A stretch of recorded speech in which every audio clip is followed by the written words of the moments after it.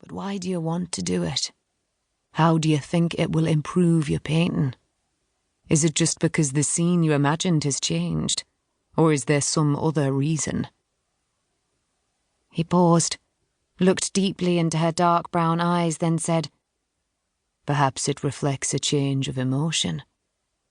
Agnes felt her cheeks flush. The lad next to her tossed her a curious look, then returned to his charcoal sketch. I'm not really sure, Mr. Brownlee.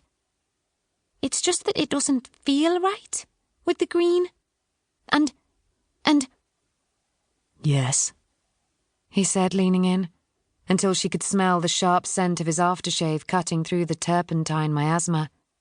And what? Don't be scared to say what you feel, Agnes.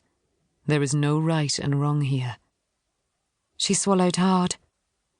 Well, it's because of the sun, or the lack of it. The pithead blocks it out. But I want to show that it's still there, in a way, through the natural things. Though the leaves are dying, they'll be back. They've sucked in the sun, and they'll take it with them, where they go. Brownlee sucked in his breath. That's beautiful, Agnes. Beautiful. You have an artist's soul. Agnes flushed again. Thank you, Mr. Brownlee. You will help me clean up afterwards, won't you? Asked the tutor, as he moved on from his prize pupil to give some attention to his other charges. Oh well. Agnes pulled on her stockings, then her bloomers. Michael Brownlee ran his finger down the girl's spine. I hope it didn't hurt too much, he said. The last thing I want to do is hurt you, Agnes. No, didn't hurt. Then what's the rush? I need to help my mum with the tea. It's getting dark. Brownlee rolled over on the makeshift mattress on the floor and looked through the window smeared with coal dust. The girl was right. It was getting late. He had been a fool to let time slip by.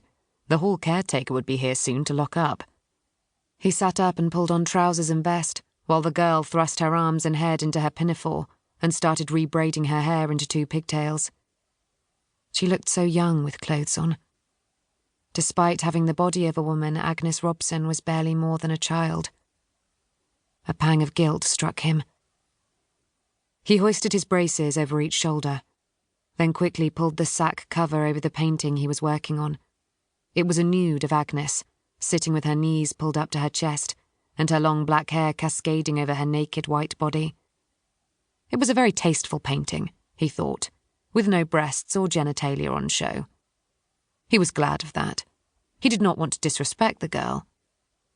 In fact, he regretted giving in to his base urges in the first place. He shouldn't have done it today, nor last week. He pulled out his wallet and counted out some coins.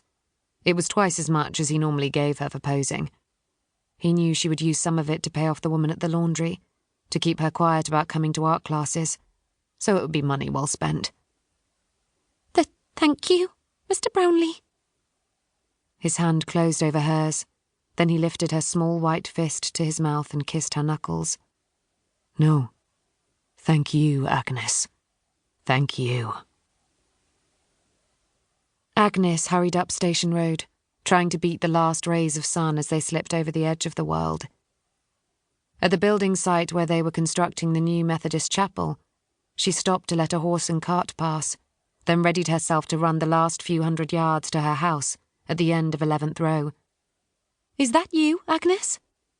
She heard a voice behind her and turned to see a young woman in her mid-20s, holding a small boy by the hand. It is Mrs. Denby. The woman clicked a padlock shut on the door of a shack.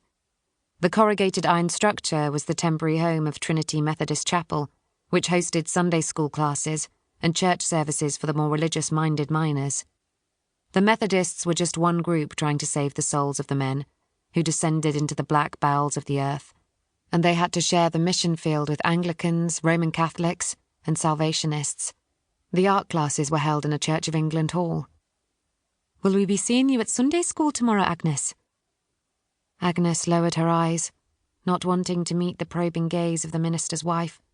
Can't you see I've just sinned? I'll have to ask me, ma'am.